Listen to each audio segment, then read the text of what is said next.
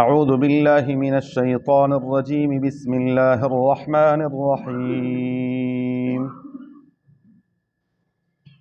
فمنهم من آمن به ومنهم من صد عنه وكفى بجهنم سعيرا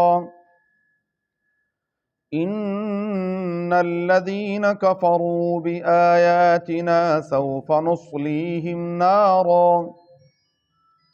كلما نضجت جلودهم بدلناهم جلودا غيرها ليذوقوا العذاب إن الله كان عزيزا حكيما والذين آمنوا وعملوا الصالحات سندخلهم جنات تجري من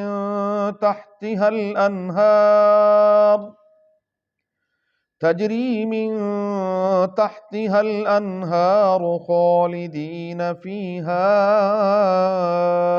أبدا لهم فيها أزواج مطهرة وندخلهم ظلا ظليلا فمنهم بس بعض ان میں سے من آمن به وہ جو اس پر ایمان لے آئے ومنهم اور بعض ان میں سے من صد عنہ وہ جنہوں نے اس سے روکا وَكَفَى بِجَهَنَّمَ سَعِيرًا اور کافی ہے جہنم کی بھڑکتی ہوئی آگ۔ اللہ ہم سب کو محفوظ فرمائے۔ ان الذین کفروا بآیاتنا، بے شک وہ جنہوں نے کفر کا شیوہ اختیار کیا ہماری آیات کے ساتھ، سوف نصلیہم نارا، ان قریب ہم ان کو آگ میں ڈال دیں گے۔ کلما نضجت جلودہم، جب بھی ان کی کھالیں جل جائیں گی، بدلناہم، ہم تبدیل کر دیں گے ان کو، غیرہا، اس کے علاوہ، بدلناہم جلودا غیرہا، ہم بدل دیں گے ان کی دوسری کھالیں، لیذوقوا العذاب، تاکہ وہ عذاب کا مزہ چکھیں۔ ان اللہ کان عزیزا حکیما، بے شک اللہ تعالیٰ کمال قدرت اور حکمت والا ہے۔ والذین آمنوا، اور وہ جو ایمان لے آئے، وعملوا الصالحات، اور انہوں نے نیک اعمال کیے، سندخلہم جنات، ان قریب ہم ان کو ایسے باغات میں داخل کر دیں گے، تجری من تحتها الانہار، ان کے سامنے سے نہریں بہتی ہوں گی، خالدین فیہا ابدا، وہ اس میں ہمیشہ ہمیشہ رہیں گے، لہم فیہا، ان کے لیے ہوگا ان جنت میں، ازواج مطہرۃ، جوڑے پاکیزہ، وندخلہم، اور ہم ان کو داخل کر دیں گے، ظلا ظلیلا، گھنے سایوں میں۔ اللہ ہم سب کو نصیب فرمائے۔ فمنہم من آمن بہ ومنہم من صد عنہ، سورہ نساء کی آیت نمبر 55، 56 اور 57۔ پچھلی آیت میں تھا کہ یہ لوگ حسد کی آگ میں جلتے ہیں، اہل کتاب، خاص طور پر یہود، اور پھر ہر کافر، وہ کسی بھی صورت، کسی بھی وقت، کسی بھی عالم میں نہیں چاہتے کہ مسلمان پھلیں پھولیں، مسلمان ترقی کریں، نہیں، ممکن ہی نہیں ہے۔ اور یہ گواہی اللہ وحدہ لا شریک۔ ہم سمجھتے ہیں کہ نہیں جی ہمارے دوست ہیں اور ہمارے یہ اور ہمارے وہ، کلا و حاشا، قرآن کہتا ہے یہ تمہارے دوست کسی صورت بھی نہیں ہے، یہ تمہارے پکے دشمن ہیں، یہ یہی چاہتے ہیں کہ بس کسی طریقے سے مسلمان صفحہ ہستی سے مٹ جائیں۔ اور بسا اوقات دنیا میں آپ ہم سب دیکھتے ہیں کہ جانوروں کی قدر تو ہے، لیکن ایک مسلمان کی قدر ان کی نگاہوں میں نہیں ہے۔ ایک جانور کے بارے میں تو یہ پوری دنیا میں شور مچا دیں گے، کہ واویلا کر دیں گے کہ یہ جانور یہ سردی میں پڑا ہوا ہے اور اس کا کھانے پینے کا یہ نہیں ہے اور وہ، لیکن اگر اس کے مقابلے میں مسلمانوں کو تڑپا تڑپا کر ماریں تو ان کو مزہ آتا ہے۔ کیا وہ جاندار نہیں ہے؟ وہ انسان نہیں ہے؟ لیکن جرمم ہمیز کہ عاشق روئی تو گشتم، بس صرف ایک جرم ہے، اور وہ جرم یہ ہے کہ یہ مسلمان کیوں ہے، بس اس کے علاوہ اور کوئی جرم مسلمانوں کا نہیں ہے۔ بہرکیف تو رب العالمین نے فرمایا فمنہم، پھر یہ سارے ایک جیسے نہیں ہیں، ان میں سے بعض وہ ہے جو ایمان لے آتے ہیں۔ رسول اللہ مبارک کے دور میں بھی بعض یہود، خصوصاً سیدنا عبداللہ ابن سلام رضی اللہ تعالی عنہ، جلیل القدر صحابی نبی کریم صلی اللہ علیہ وسلم کے بہت بڑے عالم تھے یہ تورات شریف کی۔ اسی طریقے سے حضرت سلمان فارسی پہلے یہ باقاعدہ عیسائی تھے، اور پھر اس کے بعد اسی طریقے سے بعض عیسائی جو ہے وہ ایمان لے آئے، لیکن اکثریت ان کی وَمِنْهُمْ مَنْ صَدَّ عَنْهُ، وہ خود تو ہیں ہی، دوسروں کو بھی روکتے ہیں، دوسروں کے لیے بھی رکاوٹ بنتے ہیں۔ آج پوری دنیا میں مسلمانوں کے خلاف ان کی مشینریاں کام کر رہی ہیں، مستشرقین یہی کام کر رہے ہیں، کسی طریقے سے مسلمانوں کے دل و دماغ میں شکوک اور شبہات پیدا ہو جائیں اپنے مذہب کے بارے میں، اسلام کے بارے میں، اسلامی احکامات کے بارے میں، اور وہ اسی پر یہ ان کا مقصود ہے۔ مقصد صرف اور صرف ایک ہی ہے کہ بس یہ ان کا ایمان متزلزل ہو جائے، کیونکہ ایمان اور شک دونوں اکٹھے نہیں ہو سکتے، ایمان ایمان ہے اور شک شک ہے۔ تو یہ کہتے ہیں ہمارے اس ملک کی خداداد اسلامی جمہوریہ پاکستان کے اندر آپ دیکھ سکتے ہیں مختلف چینلوں کے اوپر باقاعدہ اسلامی احکامات کو لے کر بیٹھ جاتے ہیں اور اس کو ڈسکس کرتے ہیں۔ اور تم کون ہوتے ہو؟ آپ مجھے بتائیں، میں اگر سرجری کے کسی موضوع پر اب شروع کر دوں تو آپ کہیں گے مول صاحب تاڑی مہربانی، تسی جتھے ہو اتھے ہی رہو۔ اگر میں انجینئرنگ کے کسی موضوع پر گفتگو شروع کر دوں تو آپ کہیں گے نہیں قاری صاحب آپ کی مہربانی، یہ جن کا کام ہے وہی بہتر سمجھتے ہیں۔ جس نے دین پڑھا ہی نہیں ہے، صرف اردو کے چند رسالے پڑھے ہیں، اور وہ کیا کر رہا ہے؟ وہ اسلامی احکامات کو لے کر بیٹھ جاتا ہے اور پھر اس پر کیا ہے؟ آرا لیتا ہے، اور جو سامنے بیٹھنے والے ہیں ان کو بھی سورہ فاتحہ کے ترجمے کا نہیں پتا، آرا وہ دے رہے ہیں۔ اب سننے والے ہزاروں لوگ جن کے ذہن میں ایک دفعہ ایک شک بیٹھ گیا، وہ کیسے نکلے؟ یہ شکوک اور شبہات پیدا کرنا یہ ان کا مقصد ہے کہ یہ کسی طریقے سے اس راستے سے ہٹ جائیں اور ان کا ایمان متزلزل ہو جائے۔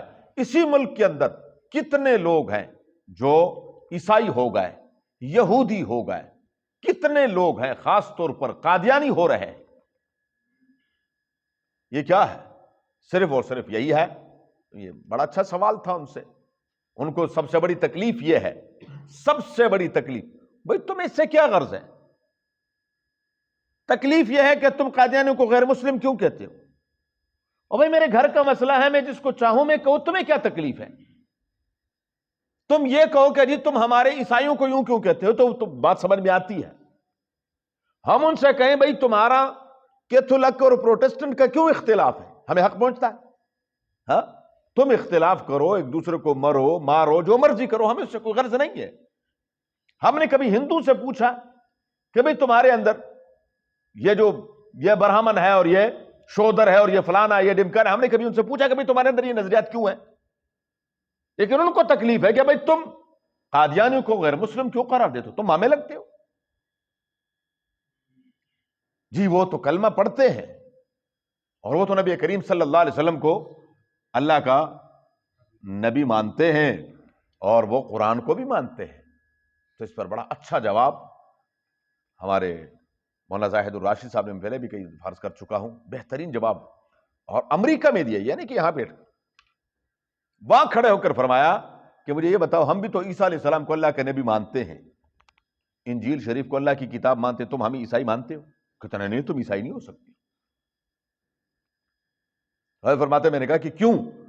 اس لیے کہ تم عیسیٰ علیہ السلام کے بعد محمد الرسول اللہ صلی اللہ علیہ وسلم کو اللہ کے نبی مانتے ہو، لہذا تم عیسائی نہیں ہو۔ تو فرمایا ہم بھی اسے ان بدبختوں سے کہتے ہیں کہ تم حضور صلی اللہ علیہ وسلم کو مانتے ہو لیکن ساتھ ساتھ قادیانی کانے دجال کو بھی پیغمبر کہتے ہو، اس وجہ سے تم کافر ہو۔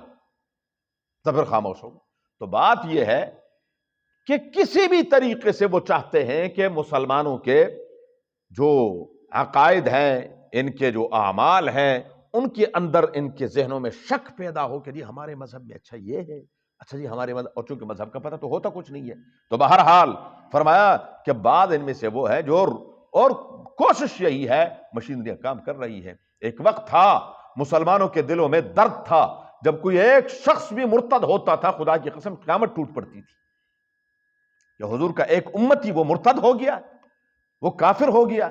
آج مسئلہ ہی کوئی نہیں ہے، پرواہ ہی کوئی نہیں ہے، کوئی کون کہاں جا رہا ہے، کون کہاں جا رہا ہے، کوئی کچھ ہو رہا ہے، کوئی کچھ ہو رہا ہے، ان کو کوئی مسئلہ ہی نہیں ہے۔ فرمایا وَكَفَىٰ بِجَهَنَّمَ سَعِيرًا، جہنم کی بھڑکتی ہوئی آگ ہی کافی ہے ان کے لیے۔ ان الذین کفروا بآیاتنا، جو ہماری آیات کا انکار کرتے ہیں، کفر کرتے ہیں، سوف نصلیہم نارا، ان قریب ہم ان کو جہنم کی آگ میں ڈال دیں گے۔ اور کلما نضجت جلودہم بدلناہم جلودا غیرہا لیذوقوا العذاب، جب بھی ان کی کھالیں جل جائیں گی، لازمی بات ہے جہنم کی آگ ہے، آگ تو لوہے کو پگھلا دیتی ہے، تو یہ کھال کیا چیز ہے؟ جیسے ہی اس کھال کو یصب من فوق رؤوسہم الحمیم، کھولتا ہوا پانی سر کے اوپر سے ڈالا جائے گا اور پوری کھال اس کے ساتھ بہہ جائے گی، اور پھر جہنم کی آگ، پھر اس کے بعد، اور یہ کتنے عرصے کے بعد یہ تبدیلی ہوتی رہے گی۔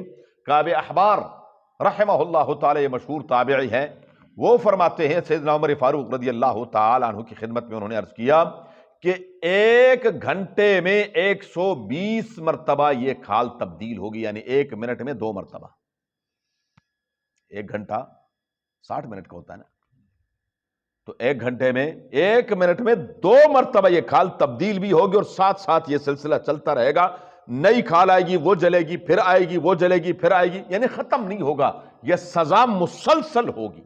تو جو بھی سزا ہوگی، جیسے جنت کی نعمتیں مسلسل ہیں، ایسے ہی جہنم کی سزائیں بھی کیا ہوں گی؟ مسلسل ہوں گی، یہ نہیں کہ یہ سزا ختم ہو گئی اب یہ ہے، اب یہ ختم ہو گئی ابھی نہیں، یہ مسلسل ہوں گی۔ بدلناہم جلودا غیرہا لیذوقوا العذاب، تاکہ عذاب کا مزہ چکھیں۔ ان اللہ کان عزیزا حکیما، اور اگر آپ کے دل میں ہو کہ کیسے، تو وہ کمال قدرت کا مالک ہے، اس کے لیے کوئی مشکل نہیں ہے، اور کیوں؟ وہ حکمتوں کا مالک ہے۔ والذین آمنوا، ان کے مقابلے میں وہ جو ایمان لے آئے، اللہ ہمیں ایمان پر استقامت عطا فرمائے، آمین کہیں، شکر کریں کہ الحمدللہ ثم الحمدللہ، اللہ تیرا کرم احسان ہے کہ تو نے ہمیں ایمان کی دولت سے نوازا۔